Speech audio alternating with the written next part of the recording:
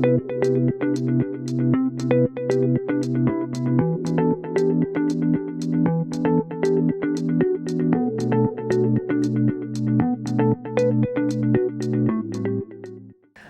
morning, everybody.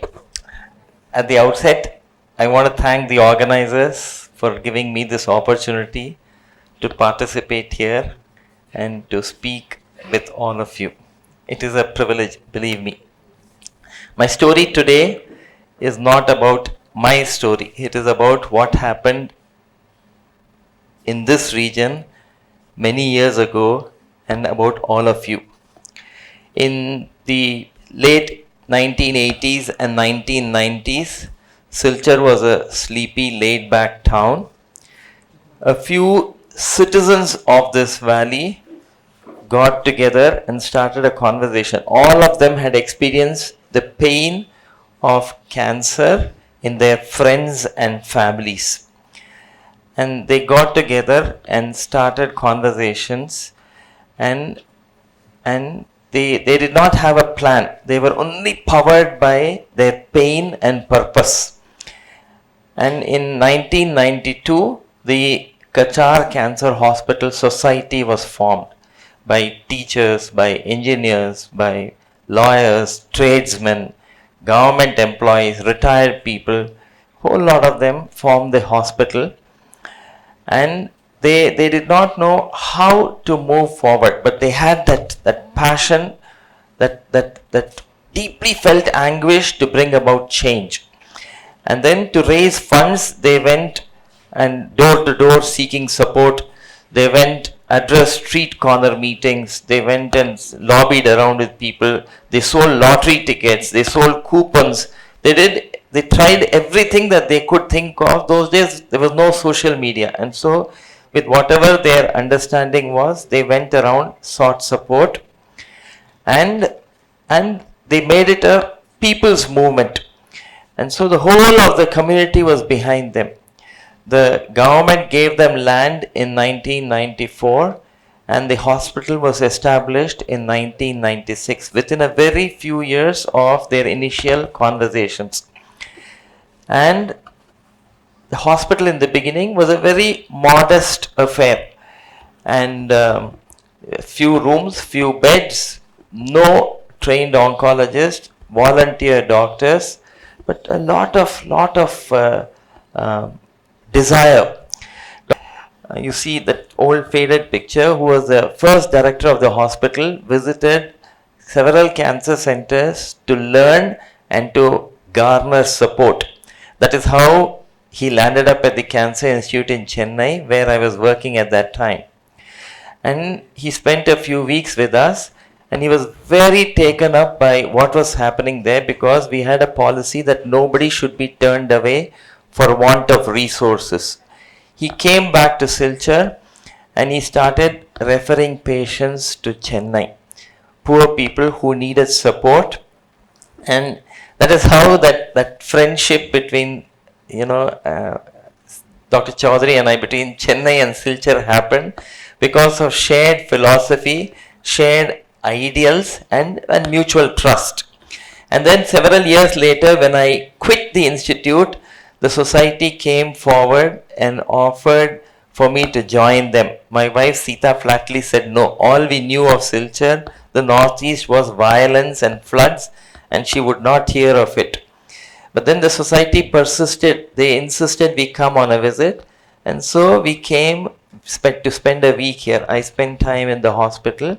The society members took her around the hospital, around the city.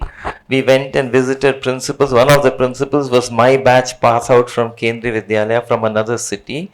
It looked as if the whole environment was, providing support for us to move. On the last day of our visit, Sita said, there is a lot of need here. This is what we should be doing. And so we went back, packed our bags and came back, not for a job, but for a promise to join a circle of goodness that was already forming here without us. But it had room for us also. And so we came and joined. And in the beginning years, it was a challenge. Everything was a problem. We didn't have resources. The roof would leak. Patients were very poor. They could not come. There was no food. And then we didn't have human resources. But by and by, people started coming. Patients started coming. Also, committed individuals, doctors, nurses, IT professionals, administrators, whole lot of people. And I didn't make them come. They just came like bees coming to a ball of sugar, And then we aim to treat, provide the best quality of care, but we wanted to ensure that compassion and care are not preserves of the rich, that everybody had access to them. And somehow this mission percolated to everybody. Each of my colleagues, even today, challenges, inspires, and supports the other person. And then we were not only treating patients, we were also learning from patients. From each patient's story taught us something. And so we modified, we adapted, we changed protocols. Somehow we managed to grow. And without our knowledge, we found that, the hospital had evolved into a center that provides treatment, but also a center for learning, a center for, but most importantly, it became a center for humanity and compassion. And all of this happened, because all of us were fired by that mission. But none of us actually deliberately planned to make that happen.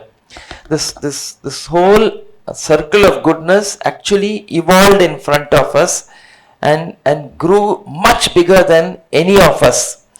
And that happened because of so many people, because of the members of our society who refused to give up, because of my colleagues who kept showing up, because of the community both here and elsewhere that continuously repose trust in us, because of donors, big and small, monetary and non-monetary, who keep the lights on all the time. And then most importantly, patients, sick people who unwaveringly gave us their trust and confidence to treat them.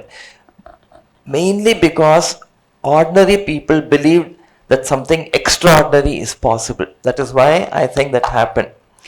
And then what this whole thing, the people here taught us was, you don't need to be powerful. You don't need to be having privilege. You don't need to be perfect in order to bring about change. We can all harness the energy, the power within us to bring about change, to, do whatever we want.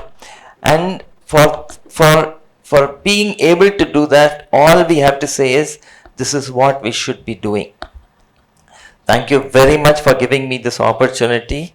God bless you all. But I challenge each of you to go out and change the world. Make the world in the image that you want it to be. All the best.